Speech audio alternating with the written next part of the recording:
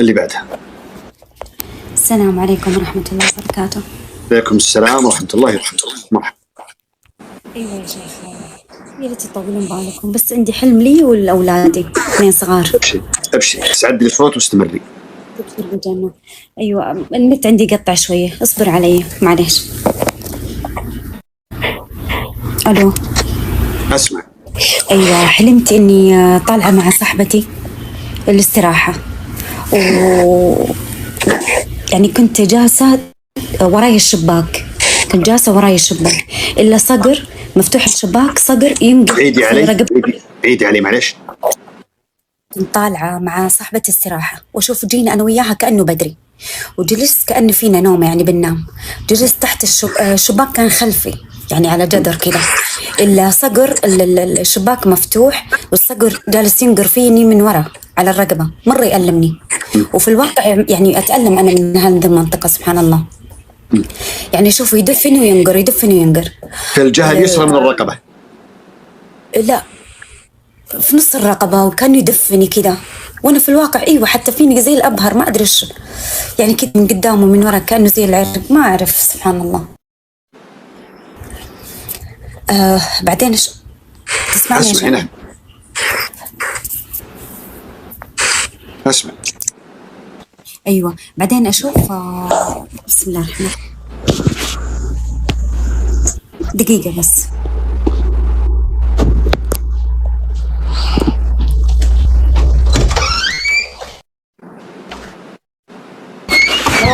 ترى أنا قاعد أمسك نفسي والله من اليوم ما أفصل عليكم. شوفوني لاحظت إنه أنا جاد بستمر كذا حتى آخر البث، بس لا أحد يجيني يستفزني زي إدريس وربعه. لي أسمع استمري. ايوه بعدين اشوف اخويا يعني كانه يعني في فقره ما اقدر اقولها عشان البث كذا. نعم. وبعدين اشوف اخويا يقول ترى امي الله يرحمها من متوفيه، يقول ترى امي شخصوها انه فيها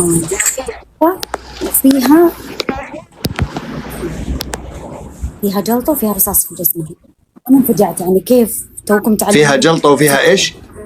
وهي متوفيه في الواقع. فيها جلطه وفيها ايش ثاني ولا جلطه؟ وفيها رصاص مليان في جسمها. رصاص. اي مع العلم ان الوالده متوفيه. يقول فيها جلطه وفيها رصاص مليان بجسمها.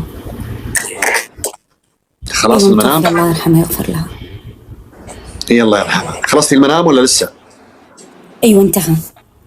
طيب انت تعانين بالواقع او عندك اولادي ابو 10 سنين. اول شيء افسر هذا، افسر لك هذا. طيب انت تعانين من مشكله اصلا بالعظام او بالرقبه اصلا، او المنطقه هذه حساسه عندك اكثر من باقي الجسد؟ مرحبا مشرفة. ايوه مرحبا يا بنت المطر. ايوه تعانين من مشكله. شكرا يا بنت المطر، شكرا يا علي. المشرفه هذه معكم بنت المطر فوق اليوزر بجنب جهاد وبجنب ام طه والاشراف الموجودين البدر والشباب الموجودين، لكن كرسمي تتواصل معي مباشره دائما موجوده معي. اللهم صل وسلم على رسول الله. انت تعاني من مشكله بهذا المكان اللي نقر فيه الصقر؟ ايوه انا لي 3 أيام اشتكي منه بشكل رهيب. نعم. ارقي نفسك. والشيء الثاني، انت تعرضتي لاساءه من احد من الاقارب او من الرجال او من شخص او من اي احد، او خايفه من شخص انه انت تعرضين لاساءه منه ولا لا؟ اي ولا لا؟ ايوه نعم. هذا الشخص ربما يحاول انه يؤذي او حاول انه يؤذي او يصل باي حال من الاحوال، بكلام، باساءه، باي امر من الامور، ولكن بمشيئه الله سبحانه وتعالى يكشف امره ويدحر سوءه باذن الله سبحانه وتعالى. نعم. منام الوالده ان تقول ان الوالده فيها رصاص وفيها مرض السرطان، مع انها جلطه. مع العلم انها ما توفت بالجلطه هي اصلا في الواقع. لا طريحه فراش الله يرحمها. نعم. ماتت هرم كبر سن يعني.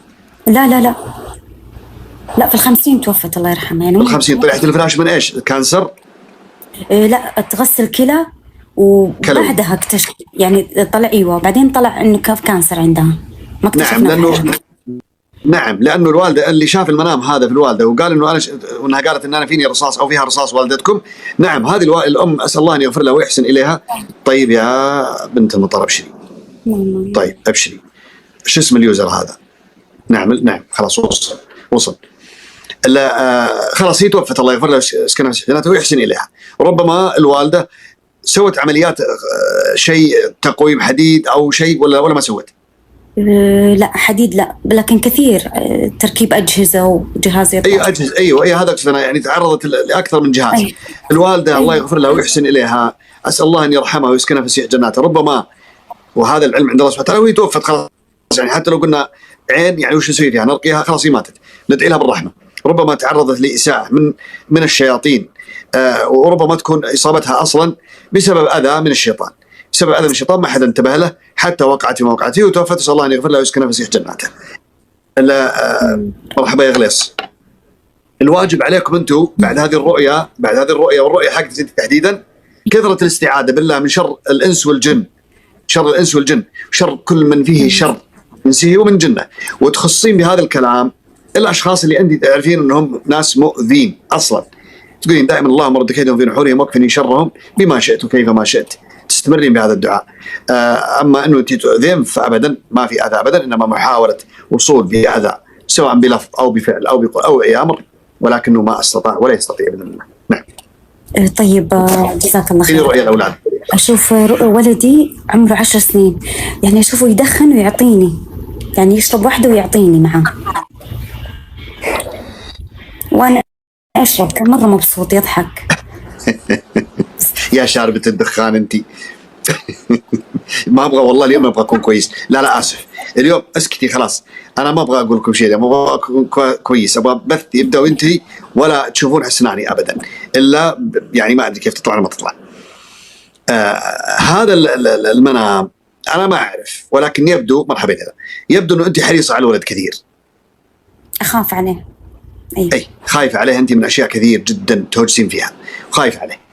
بمشيئة الله سبحانه وتعالى ما راح يقع في شيء بإذن الله سبحانه وتعالى. وهذا الولد ربما تختلطي أنت وياه بالأرواح، ويصير يسمع منك أكثر وأنت تسمعي منه أكثر، وتكون علاقتكم أقوى بمشيئة الله سبحانه وتعالى. أنت راح تسمعي منه على طول، أول ما يقول شيء تسمعي منه وراح تفيدينه، إذا سمعتي منه راح تفيدينه، وما راح يكون إن شاء الله إلا في الأمور اللي أنت تتمني تشوفيه فيها بإذن الله سبحانه وتعالى. يا رب. أشوف الثاني اللي أكبر منه يقول كنت يعني قدام بحر ونقز علي حوت وعضني يد اليسار واسنانها واضحه. من هو انت ذكيه دخلتي بالمنام الثالث، بس اعطيني اياه بوضوح يلا. ايوه خلاص هذا هو الولد اللي اكبر منه 12 سنه. يقول اشوف اني قدام البحر يا امي والحوت طلع من البحر وعضني على يد اليسار وشفت اسنانه يعني بارزه، يعني كانت تألم. نعم. طبعا الحوت في الواقع لو لا سمح الله خرج على انسان في شاطئ وفي كذا مؤذي طبعا، راح يكون مؤذي، والكافي الله سبحانه وتعالى. كيف الولد في التعليم، في العلم، في الدراسه؟ مره يقطع. كيف تعليم الولد؟ كيف تعليمه؟ مستواه التعليمي، كيف مستواه التعليمي؟ يقطع يا شيخ، ما سمعت حاجه. الله يقطع راس عدوك. مره يقطع.